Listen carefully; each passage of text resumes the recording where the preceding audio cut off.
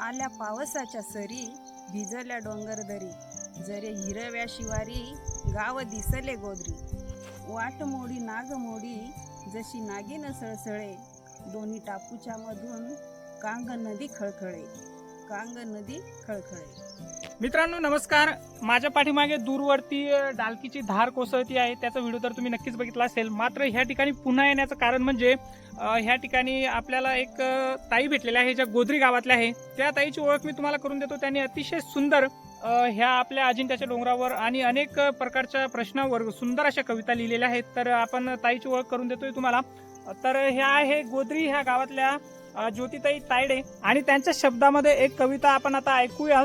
तर ताई, एक कविता तुमच्याच एका शब्दामध्ये सुंदर अशी कविता तुम्ही म्हणून दाखवा एक वेळेस. आई तुझी मी सोनपरी, नको लावू गळा दोरी, नको जीव घेऊ जगात येण्या अगोदर, मुलीला जन्माला येऊ दे बरोबर. तर ताई, मला अजून एक विचारायचं आहे. खूप सुंदर अशा कविता मी तर वाचलेल्या आहे आणि आपले जे आहे प्रेक्षक त्यांच्यासाठी सुद्धा त्या कविता मी त्यांच्या शब्दामध्ये आहे. मात्र ही जी कवितांची आवड तुम्हाला कशामुळे निर्माण झाली, एवढी एकच प्रश्न आहे माझा फक्त. मला अगोदरच आवड होती कविता लिहिण्याची, पण मग एवढं ते म्हणजे मार्गदर्शन नाही मिळालं तिथून. पण मीच हळूहळू त्यांचं लिहिण्यास सुरुवात केली. जसा वेळ मिळाला तसं कविता लिहिते. खरं म्हटलं तर ताईचं जे लहानपण आहे, बालपण ह्या अजिंठ्याच्या डोंगर रांगेमध्ये झालेलं आहे आणि त्याच्यामुळे ताईला ह्या निसर्गाबद्दल आणि हे जे डालकीचा परिसर आहे या परिसराबद्दल खूप असं निसर्ग प्रेम आहे. त्याच्यामुळे त्यांना ह्या कविता सुचतात आणि त्यांनी सुंदर अशा कविता लिहिलेल्या आहेत. तर ताईच्या कवितांसाठी नक्की त्यांना सपोर्ट करा तुम्ही. त्यांच्या ज्या काही कविता आहेत त्या मी तुम्हाला समोर त्यांच्या शब्दामध्ये ऐकवतो आणि ह्या डालकीचा सुंदर परिसर दाखवतो. तर व्हिडिओ नक्की बघा.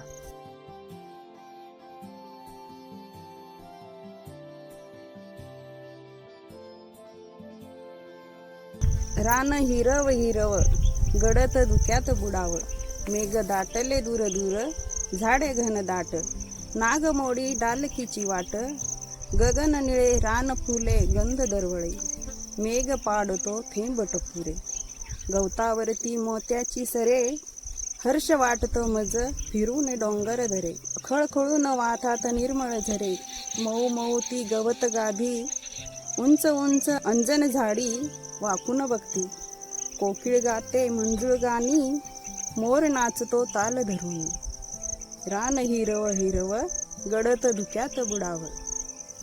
शब्दाची गुंफण म्हणजे कविता नव्हे, तर मनातल्या दाटलेल्या भावना जिथं मनसोक्त खेळू शकतात ते अंगण म्हणजे कविता. भावना पेनातून वहीत गिरवता शब्दाचा मेळ जुळून कविता बनतात. कवितामध्ये भावना करतात व्यक्त, कविता वाचून प्रत्येकाला नाही कळतात. स्वतःमध्ये खूप काही लपलेलं असतं, दुसऱ्यावर अवलंबून राहायचं नसतं.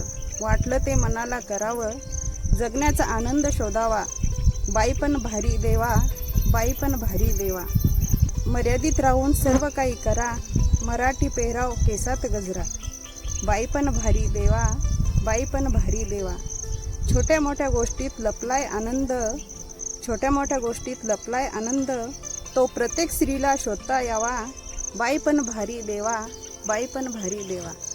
शेतकरी दादाचे दुःख नाही जाणले कोणी, हितबर खडगीसाठी नाही झोप पापणी, दिनरात करीतो शेताची राखणी, पीक आले सोन्यावानी, दसरा दिवाळी येता आली सोंगणी, धान्य येता घरी सावकरी उभा दारी, बळीराजा कर्ज बाजारी, व्यापारी त्याला माती मोल भावाने मारी, किती उरले पधरी, किती उरले पधरी, वाटे मनाला दिवाळी सणाला, नवे कपडे घेऊ पोरांना, कंटाळा आला या कर्ज बाजारीला, नाही उरले ओंजळी, कशी करू मी दिवाळी, कशी करू मी दिवाळी.